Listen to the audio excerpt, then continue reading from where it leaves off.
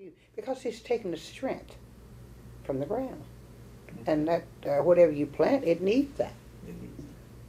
Yeah. Plant close to any big tree, and then have some right beside it. Maybe you can move either direction and get away from that tree and look at the difference of the growth of you.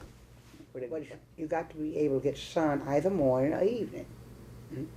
Okay, like I plant beans and greens and certain things out there in my garden. Well, now the taller thing, you try to keep the shorter thing away, because the tall is going to block the sun. It's just a lot of little things. It's just common sense.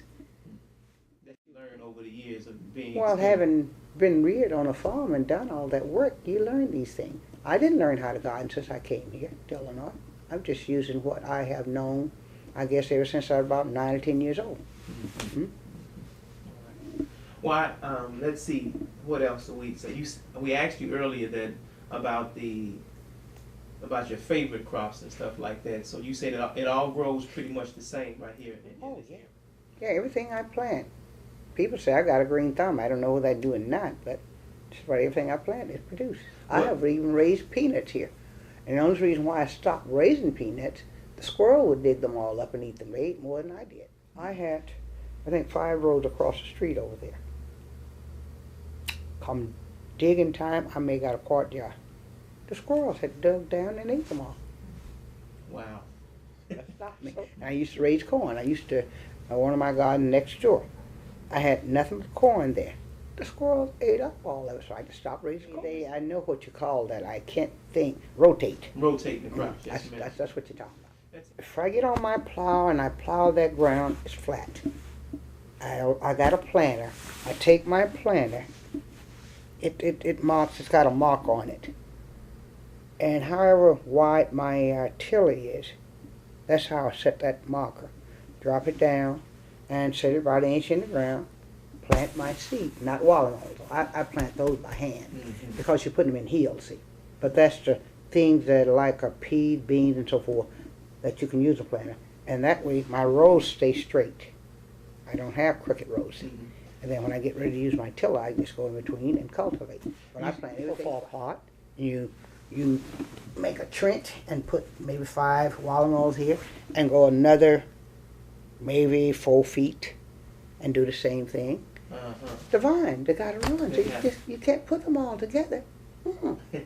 Because do you realize how they're gonna spread? And then you have to leave maybe about at least around 4 foot between each row. I use the word hills. I'll put them in hill, but you're in a row. Then you come back another 4 foot and you start again. Because the vine's got to run. They have to have some space. So they need space. Oh, they don't have to. There's a secret to that, but I raised, I think, a 40-pound right there in the corner in a space no wider than, go straight from where you see me pointing and to where you're sitting. And I raised them. But it's a trick. You got to know what you're doing. You got to know what you're doing. And people couldn't understand how I was able to do that in that little space. Oh, space wasn't it? Oh, no. I mean, really exaggerated. At one point, I think it was about from here to the wall, maybe less. And I got a picture. I don't know where it is right now. Cosette came out and taken a picture of that. Of the 40-pound watermelon. In that little small space. Oh, there's a lot of seeds. Very possible. It could. Very possible. Now, just like with me, I plant very few bunch beans. I don't think I plant any except the butter pea. And I don't know if you ever heard of a butter pea. I plant that bunch. And when we use the word bunch, it grows about this high, need no support. But if you notice on the corner, don't you see my stuff running up and down? Well, if you got some ground you're going to be maybe using for over the years, put you some posts in the ground. You can get that landscaping post. Dig it, put it in the ground, and put your cross on it. And then you can have 2 rows per pole. I mean, you got a pole here and a cross. and go straight. You have 2 rows. When your string beans come up, all you have to do, drive your stake here and down at the end, and if it's quite long, ever so often, drive you another stake. Take you the twine, go along the bottom, pull that tight on the stakes, and then take your strings up. The beans are going to grow up on that. Mm-hmm. It's simple. And when I was in the South, we didn't do that because we had plenty of wood and plenty of trees. You would cut your sprout, we call it, about yay big, and take it up on that. But we don't have that here.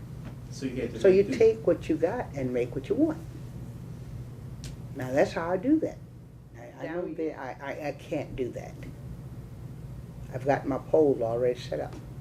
I plant those beans a year in and year out in the back of my yard, year in and year out. My watermelon, where am I going to take those? I've got nowhere to move. I know what you're talking about. Now I may rotate in some of the others, so I plant greens this year here. I may put beans here and greens in another spot. Mm-hmm. But I can't do that down there. You get to where you can't, the space won't. Well, I think the health benefit is very great for you and the rest of the urban community. Because when we get all this food out of Mexico, California, Washington, and I guess Nevada, but I know Arizona grows a lot of fruit. Well, it's loaded with insecticide. They have to do that in order to keep it looking good for us to buy here. Mm-hmm. And all this stuff like they spray on that fruit. I got peaches out there. I've got apples and pears right in my backyard. Well, it hasn't been anything put on those. Now, you may see a little wormhole, and let's cut it out. Right. We know what it is. Right, exactly. You know, and that don't spoil the apple or the peach or the pear. Not the whole thing, right? No, it don't spoil. You know how to remove that. Exactly. And I give away peaches. Lord have mercy. I used to until I fooled around, tore my grapevine down. Messed up the grape. I had one thing, it supply the whole thing if you get one good one. And I keep saying I'm going to go out and buy me a nice one. I may not see it produce. And I got my trellis still out there. I just need to get me a grapevine. I think so. But one thing else I need to say, now some people don't believe in it. You should plant by the sign. I plant by the sign. Some people say anytime is good time. The sign. Zodiac sign, yes. Well, talk to me about that. You can go get the almanacs, and it'll show you a sign to plant by. Some of them is barren. Some of them is not good. Oh, I can't name all the different ones. I know it works. I kind of got likes one year. Oh, right after I came here, we were living on Columbia Street, and I planted some peas. Didn't have a pea. And I said, oh, you can't raise peas in Illinois. That's when I first came. But I didn't know at that time I should have planted by the sign. And then another time we had a garden up on Bradley, straight across from Mount Olive. Planted 5 rows.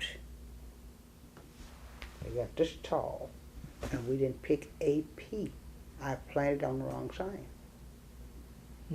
Now, that don't apply to things that don't have to bear, like mustards and turnips, collards, carrots, stuff like that. You don't need, but anything that has to bloom and bear. You get your almanac. They've gotten expensive now. They used to give them away. I don't know why they don't give them away anymore. Okay. It'll show you the signs to plant above ground and below ground, and the sign for destroying weeds. Excellent. Virgo is a lousy. And I believe it's just before Virgo. What is that one? Libra? I can't remember. Mm-hmm. Bad sign. Well, the book will tell you that. Okay. It's for destroying weeds. Mm-hmm. Destroying. Now, how are you going to raise something if that sign is destroying? Up until I think around June or July, the peas should bear. And I kept watching. They were beautiful. Oh, picture of. Didn't pick a pea, didn't a pea come on? And I say, that sign is true. You got to plant. Yeah, if you know certain days I won't plant. I don't care if the weather's beautiful. I'm not going to plant because I'm not going to harvest anything. And I know that. That's right. All right. Now, see, onions, things like that, they're not bearing. They don't bloom. Greens don't bloom.